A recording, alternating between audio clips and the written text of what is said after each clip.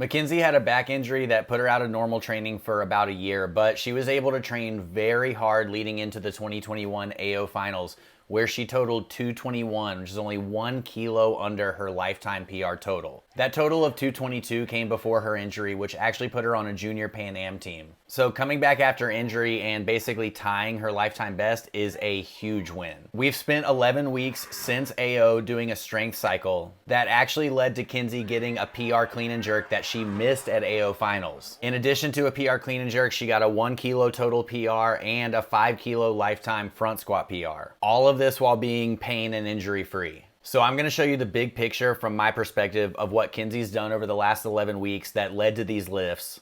And we'll also look at where the goals and the details of the program are changing now that we are halfway to nationals and starting to transition into more of a pre-competition phase. First, I think it's probably important to show what it is that I'm actually tracking with a program. So when I write a program, everything is split into 6 different exercises. All of those are color-coded in the program itself over here and then also in my spreadsheet.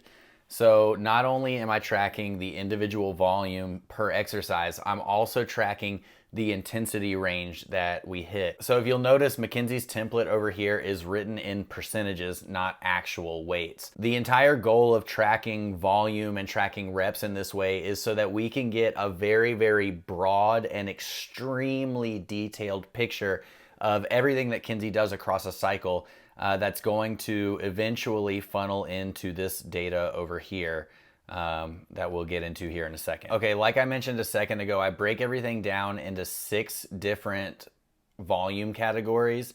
Those again being listed right here between all of the exercises that we're tracking for volume. So if you'll notice, these are the percentages that we're using for a strength cycle specifically for Kinsey. And these numbers are decided based on her ability level, also based on what I think her needs are at any given point. Also, what you'll notice if we switch back to the current program again, so you can see this week that she's on, the volume tracking has nothing to do with exercise selection. When it comes to picking specific exercises, that's something that you have to pick for the individual based on their technical ability or needs, or if you're trying to just manage fatigue and recovery or facilitate recovery, you're gonna give them a lot more room to do that by, maybe giving a medium block snatch in the middle of the week. Because if you notice, her day 2 goes pretty heavy, up to 80-85%.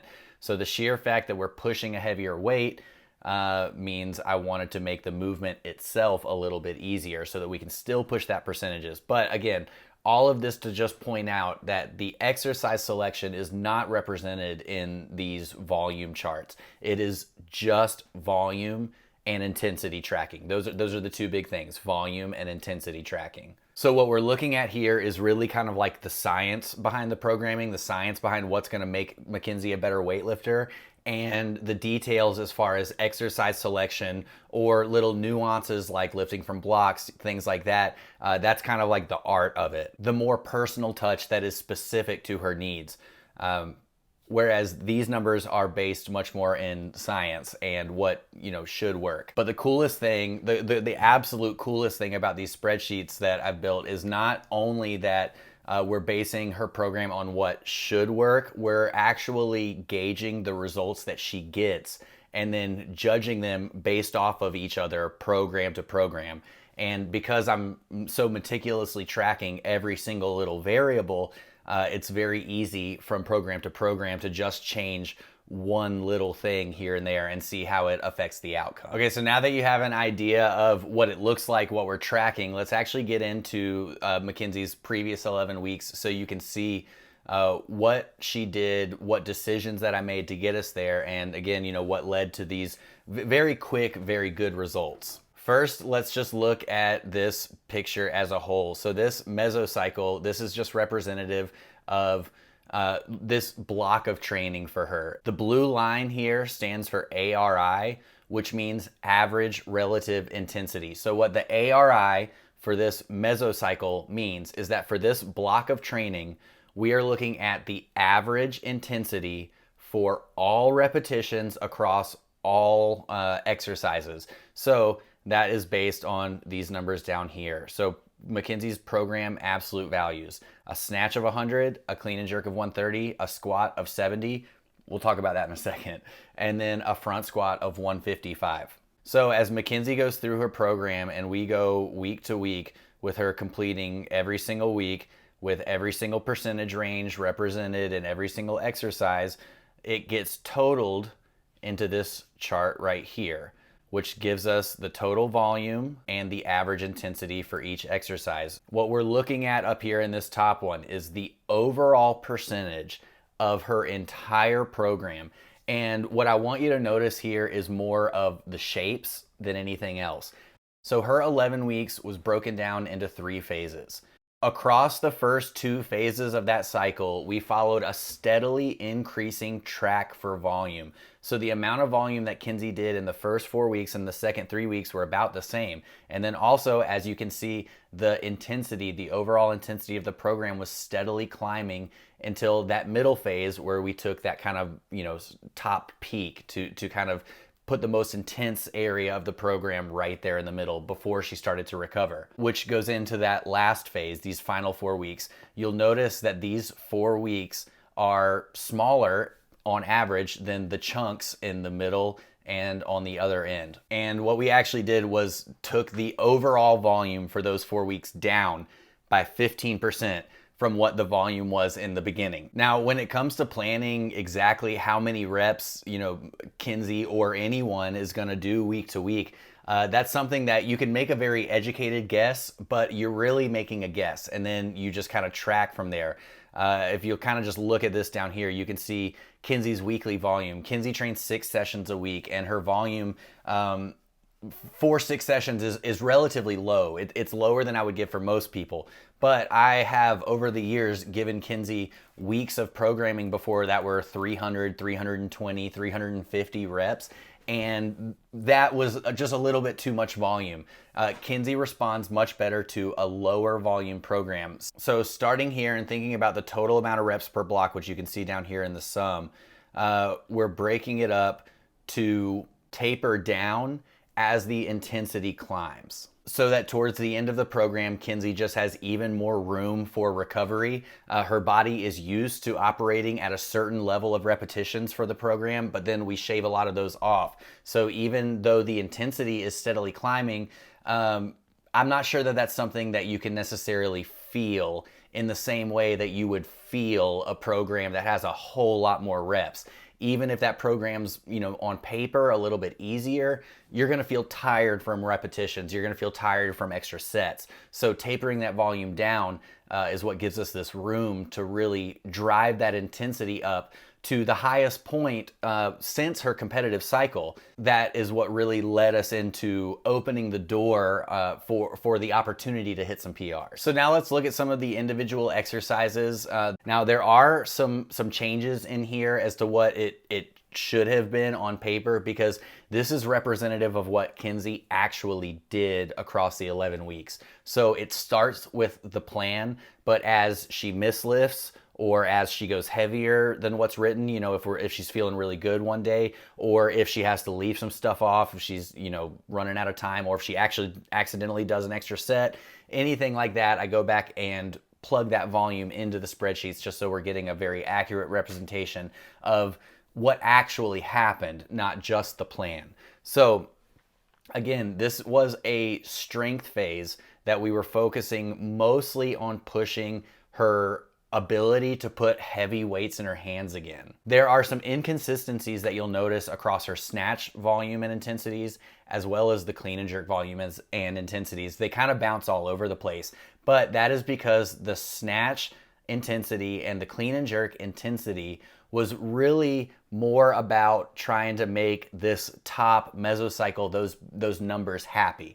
So my approach in writing this program was that I wrote her snatch pull, her clean pull, her squat, and her front squat volume and intensity. Well, really, I should say intensity, with the top priority. We were thinking about pushing her front squat. We were thinking about pulling really heavy weights more than I was thinking about snatching and clean and jerking a lot right now. Kinsey competes a lot, throughout the year. So and as you may know, if you're a national level lifter or if you're a coach who coaches national level lifters, you don't get much of an off season in the US. It's kind of just one meet after another meet after another meet after another meet. And especially if you're trying to qualify or climb the rankings, you're never really afforded very much time to just work on strength. So her snatch intensity obviously started up here, went down, went up, down, up, down, up.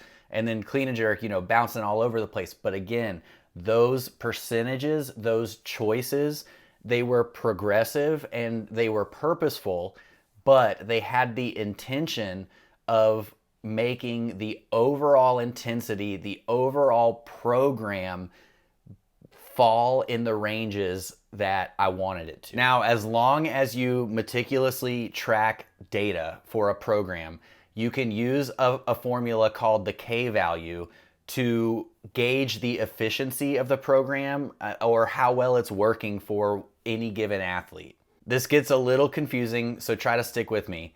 The K value takes the total training load. Okay, now the total training load is different than the intensity. The intensity percentage is 71%, but that means 71% based on the actual values of Kinsey's lifts. So her average snatch was 69.25% of an absolute value of 100 kilos.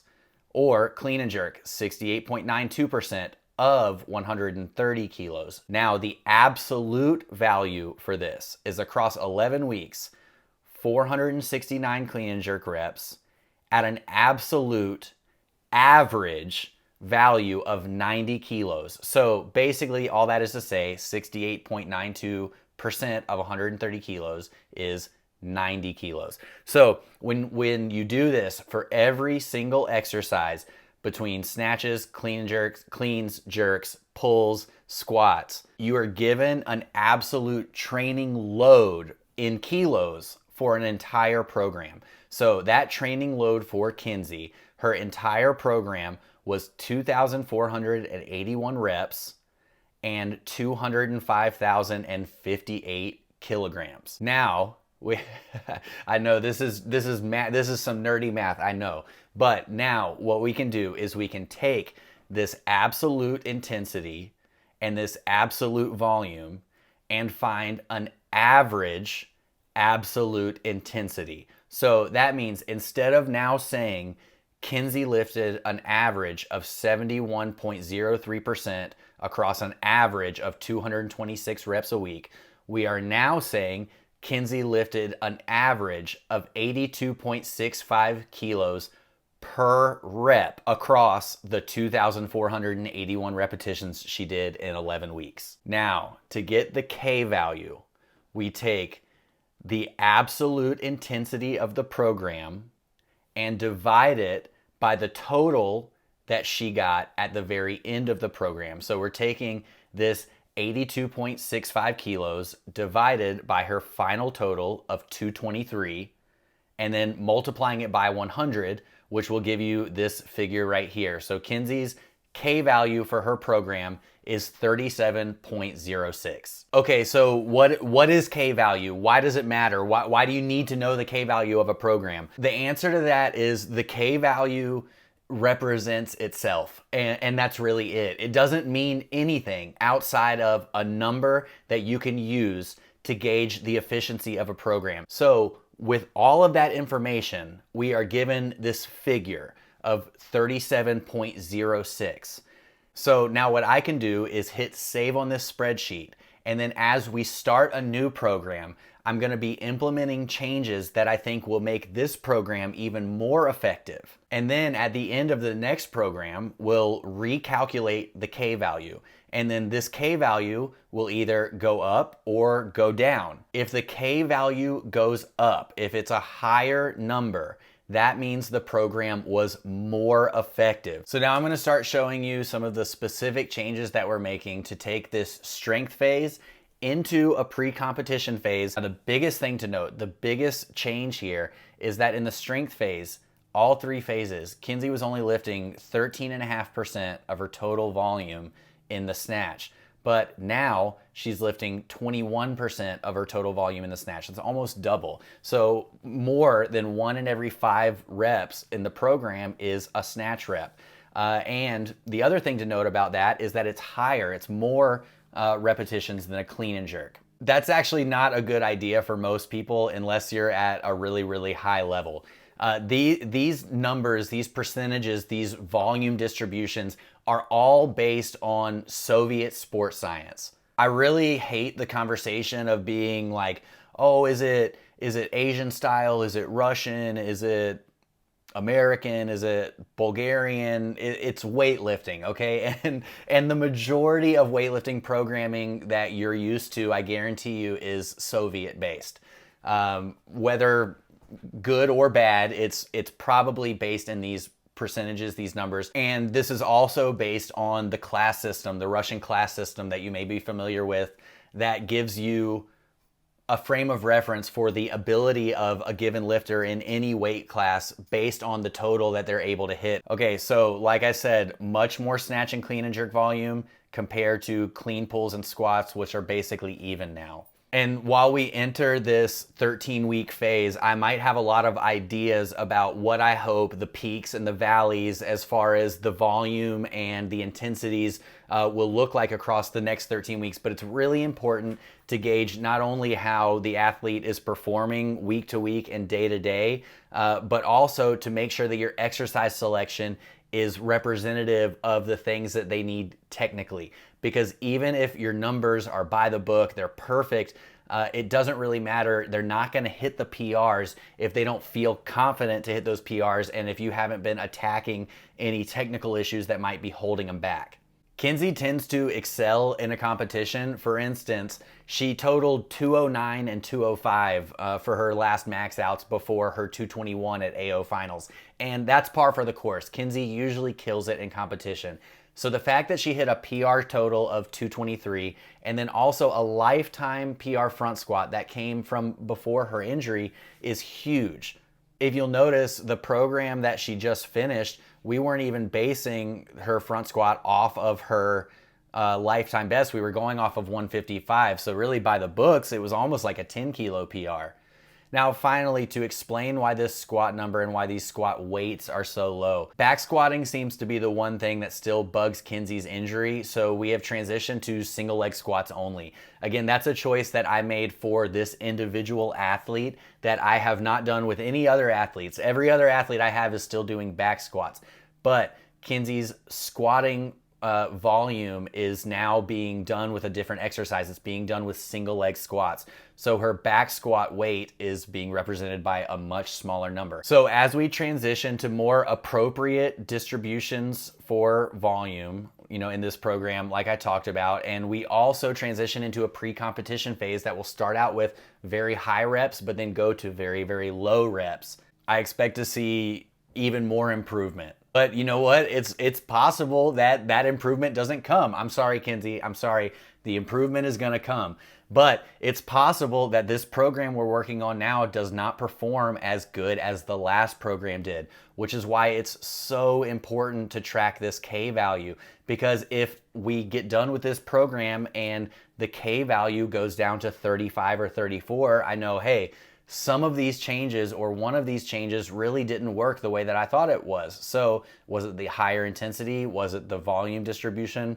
Whatever, we plug in some new ideas, we try it again on the next one, and we get a new K value. Across that process, regardless of who it is done with, tracking K value and tracking performance based on volume distribution and intensity distribution, you will always, always, always be able to improve a program for an individual specific to their results and specific to how they're performing. This is an obviously extremely time intensive and planning intensive and data intensive way to program. So I don't program this way for all of my athletes. I actually have a cap of 4 individuals, that I will not do this for more than 4 individuals at a time, because if I do, it's just simply too much. But you're not limited to only using this kind of programming to program for an individual. You can easily do this for a team or for a group of people and kind of average the results as they come through. I hope you thought this was interesting, and I hope that you got a little bit of insight into what my perspective is when I'm writing a program